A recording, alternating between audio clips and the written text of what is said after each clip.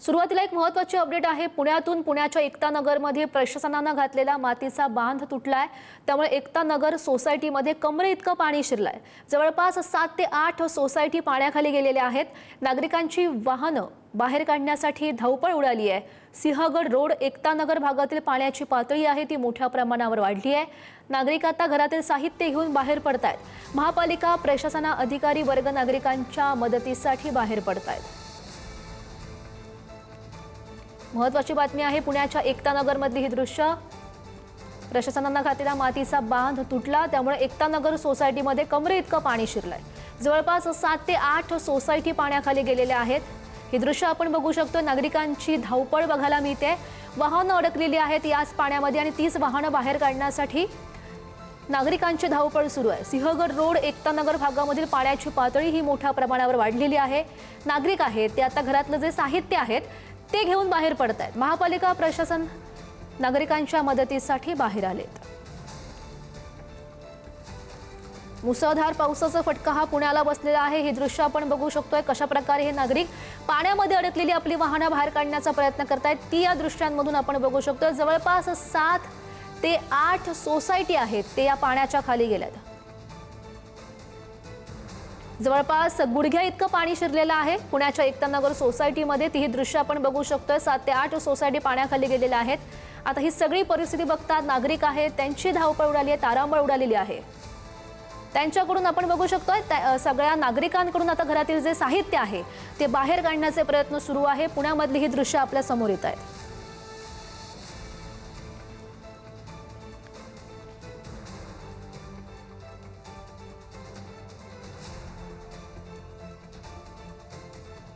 सगळ्या संदर्भात अधिकची माहिती जाणून घेऊयात। आमचे प्रतिनिधी ज्ञानेश्वर चौतमल आपल्या सोबत आहेत।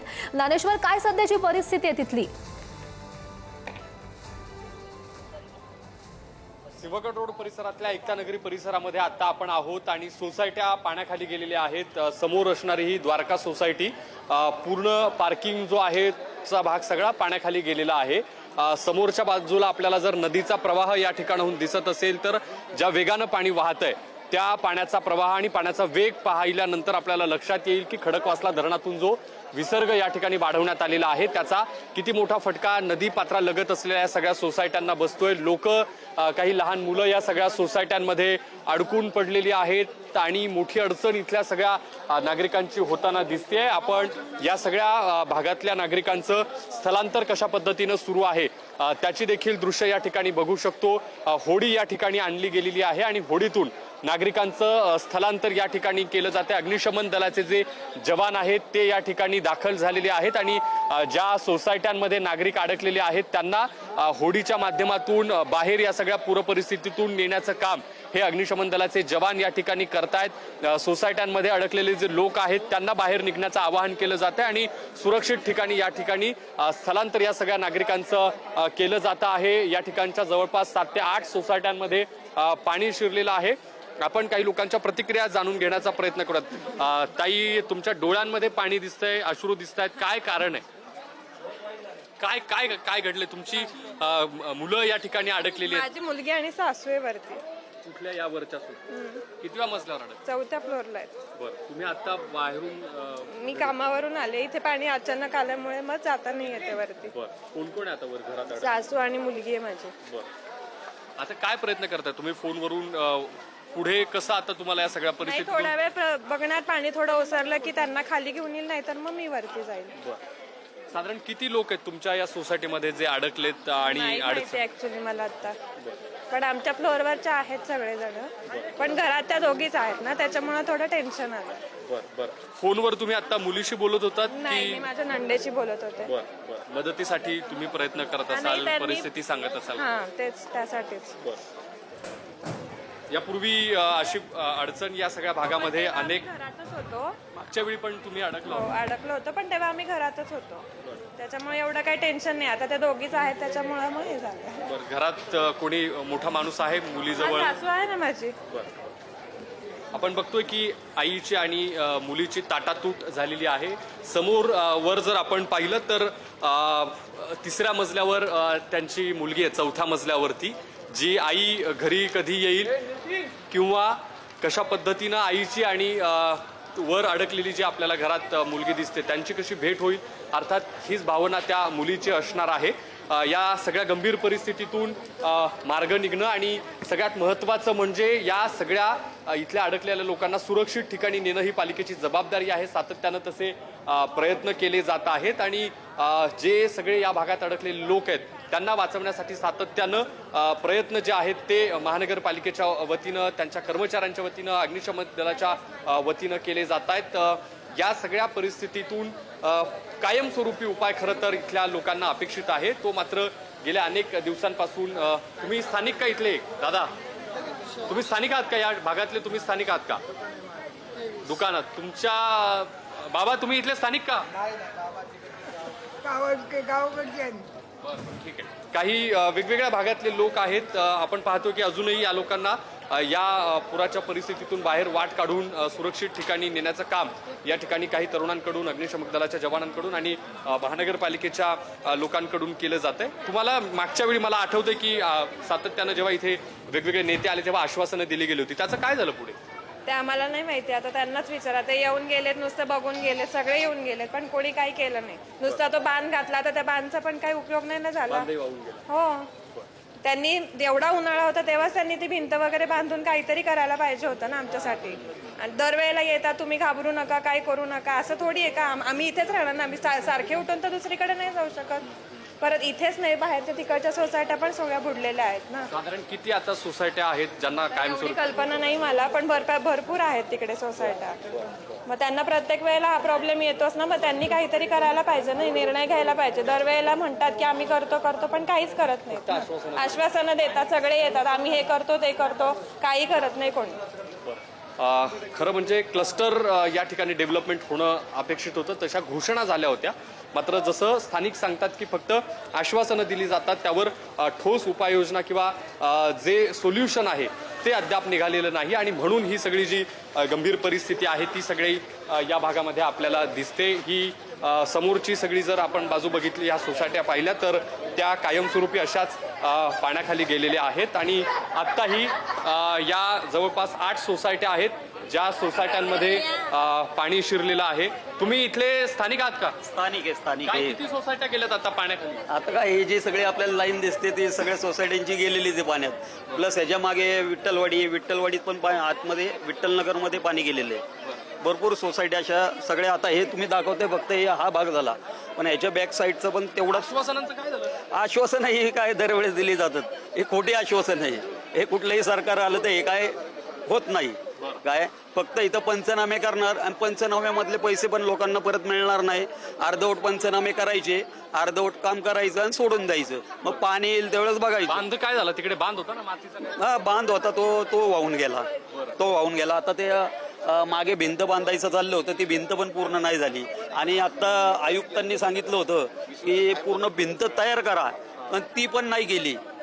म्हणजे हे सगळं देखावा करायचा आणि लोकांचे, पब्लिकचे पूर्ण हाल करायचे.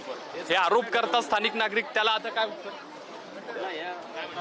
स्थानिक नागरिकांना आम्ही सकाळपासून आवाहन करतो. हे काकाही स्वतः सांगतील की आमची यंत्रणा इथे सकाळपासून आवाहन करतो. शेवटी हे नैसर्गिक आपत्ती आहे, यामध्ये आपण अलर्ट मोडवर राहणे हे नागरिकांचं प्राथमिक कर्तव्य आहे. आणि आपण ते रिस्पॉन्स कसा मिळतो? तुम्ही सांगता की योग्य वेळी बाहेर बहुतांश नागरिक आहे जे पॉझिटिव्ह रिस्पॉन्स देतात, आणि काही नागरिक त्यांच्या काही स्वतःच्या व्यथा असतील, समस्या असतील, तर ज्या प्रमाणात रिस्पॉन्स यायला पाहिजे की बाबा प्रशासन आपल्याला रेड अलर्ट देतंय, नैसर्गिक आपत्ती आहे, ज्या प्रमाणात रिस्पॉन्स यायला पाहिजे त्याप्रमाणे येत नाही. निसर्गाला आपण गृहीत धरू नये हे सुद्धा आम्ही कंटिन्यू सांगतो. घरात बरीच लोक अजूनही 3ऱ्या-4थ्या मजल्यांवर थांबून आहेत.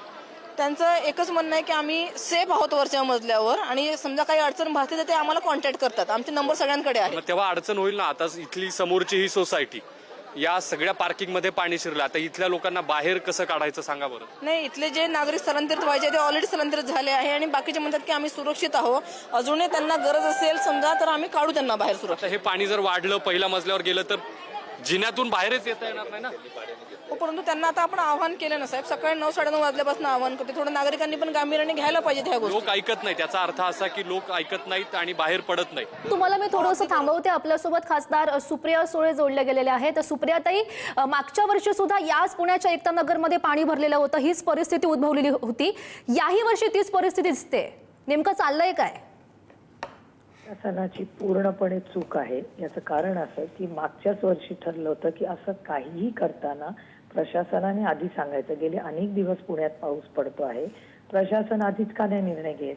इरिगेशन डिपार्टमेंट असेल, पुणे म्युनिसिपल कॉर्पोरेशन असेल, यांच्यात काही आपापसात बोलणंच नाही. एकाच सरकारचं एकाच भाग आहेत ना, मग एकाच सरकारचे तुम्ही भाग असला, डिपार्टमेंट असाल, तर यांचं कोऑर्डिनेशन का नाही आहे? सर्वसामान्य माणूस, गरीब कष्ट करणारी लोक EMI भरून घरं विकत घेतात, कामं करतात, स्वतःचं टॅक्स भरतात या देशात. मग टॅक्स भरल्यानंतर जे हे असतील तर सामान्य माणसाच्या भारतात जगायचं कसं? आणि पुण्यात त्याच गोष्टी परत परत कशा होतात? मागच्या वर्षी मी आधीही मीटिंग घेतली होती, हे झाल्यानंतर ह्याही वर्षी कॉर्पोरेशनला मी स्वतः स्थानिक लोकप्रतिनिधी पुण्यातली एक म्हणून मी आणि अमोल कोल्हेनी मीटिंग घेतल्या होत्या आणि असं करू नका म्हणून सरकारला वारंवार आम्ही सांगितलेलं आहे.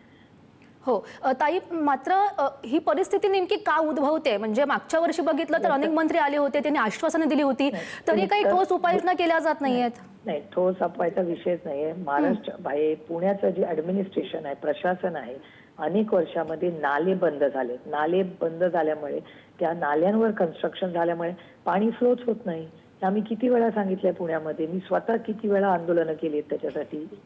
पण महाराष्ट्र आहे जे कॉर्पोरेशनचं सगळं भोंगळा कारभार आहे, त्यांनी जे नाले बंद केलेत, पाणी व्यवस्थित जात नाहीत आणि आधी पाऊस पडला तेव्हाच मग ते पाण्याचं नियोजन का करत नाही? डिपार्टमेंट सांगतंय ना आधीपासून किती पाऊस येणार आहे, किती पडू शकतो. मग एवढं तंत्रज्ञान, आर्टिफिशियल इंटेलिजन्स, इन्फ्रास्ट्रक्चरवर काम करणारे सरकार या गरीब कष्ट करणाऱ्यांचा यांना पडलेलंच नाही आहे या सरकारला. हे दुर्दैव आहे आणि पूर्णपणे पुणे म्युनिसिपल कॉर्पोरेशन आणि ऍडमिनिस्ट्रेशनचं अपयश आहे. हो, सुप्रियाताई आमचे प्रतिनिधी त्या ठिकाणी आहेत. त्यांनी काही नागरिकांशी संवाद साधला, एका महिलेशी संवाद साधला. त्यांचं म्हणणं होतं की सरकार कुणाचंही येऊ, आमच्या नशिबी हे हाल आहेतच. हे दुर्दैव आहे आणि सातत्याने आम्ही हे प्रश्न मांडतोय, पण पुणे म्युनिसिपल कॉर्पोरेशनच्या माध्यमातून हे होत आहे. हॅलो, हो ताई बोला.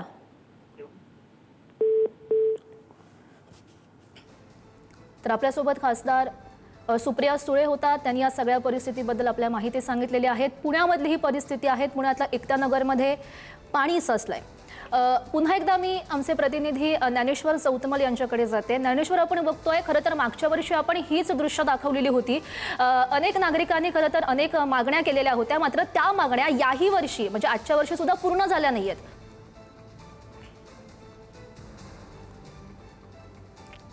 आहे परिस्थिती दरवर्षी जैसे थे दिसते, गंभीर परिस्थिती आणखी यंदा दिसते. आता ही समोरची सोसायटी पहा, द्वारका सोसायटी आहे. आपल्याला अंदाज येईल, पहिला मजला आणि त्याचं जे पार्किंग आहे, पूर्ण पार्किंग म्हणजे काय, तर आपण जेव्हा जिन्यातून वर जाण्याचा प्रयत्न करू किंवा वर अडकल्या लोकांना खालीही यायचं असेल तर जिन्यातून यावं लागेल, तेव्हा त्यांच्या डोक्याच्या वर पाण्याची पातळी असेल. मग अशा परिस्थितीत वर अडकलेल्या लोकांनी खाली यायचं कसं? किंवा या वरच्या सोसायटीमध्ये जी मुलगी अडकलेली आहे, ज्या मुलीची आई बाहेर आपण रडताना पाहिली, यांनी एकमेकांजवळ जाण्यासाठी कोणता मार्ग शोधायचा, अशी मोठी अडचण आहे. ही फक्त प्रातिनिधिक स्वरूपातलं एक कुटुंब आहे, उदाहरण आहे. अशी या सोसायटीमध्ये नाही म्हटलं तरी 40 कुटुंब आहेत जी अजूनही वर आहेत, ज्यांना खालीही येता येणार नाही आणि बाहेर जे लोक असतील त्यांना त्यांच्या घरातल्या सदस्यांजवळ जाणंही शक्य होणार नाही. अशी अत्यंत भयंकर परिस्थिती. आणि ही एक सोसायटी, अशा जवळपास या नदीपात्रालगतच्या 8-10 सोसायट्या आहेत, ज्या सोसायट्यांच्या पार्किंगमध्ये, तळघरांमध्ये पाणी शिरलेलं आहे आणि गंभीर परिस्थिती या सगळ्या भागामध्ये निर्माण झाली. हे समोर जर आपण ह्या सगळ्या दुचाकी पाहिल्या तर त्या पूर्णपणे पाण्यामध्ये बुडालेल्या आपल्याला दिसतात. पुढे एक रिक्षा आहे, जी रिक्षा रस्त्याच्या कडेला लावलेली होती ती देखील पाण्याखाली गेलेली आहे. नदीचा प्रवाह वाटावा, एखादा मोठा ओढा वाटावा, असं हे सगळं पाणी. मात्र हा नियमित वापराचा या सोसायट्यांचा रस्ता आहे, ज्या रस्त्यांवर इतक्या मोठ्या प्रमाणात पाणी आलंय. समोर आपल्याला होडी दिसत असेल, ज्या समोरच्या बाजूला काही सोसायट्यांमध्ये अडकलेल्या लोकांची सुटका करण्यासाठी अग्निशमन दलाचे हे सगळे जे जवान आहेत ते या ठिकाणी प्रयत्न करताना आपल्याला दिसत आहेत. मोठे शर्थीचे प्रयत्न आणि यापूर्वी देखील मोठं आवाहन वारंवार, अगदी सकाळपासून पाण्याची पातळी वाढणार असल्यानं, विसर्ग वाढवला जाणार असल्यानं नक्कीच ज्ञानेश्वर, तुम्ही या सगळ्या परिस्थितीवर असंच लक्ष ठेवून राहा. तुर्तास धन्यवाद दिलेल्या सगळ्या सविस्तर माहितीसाठी.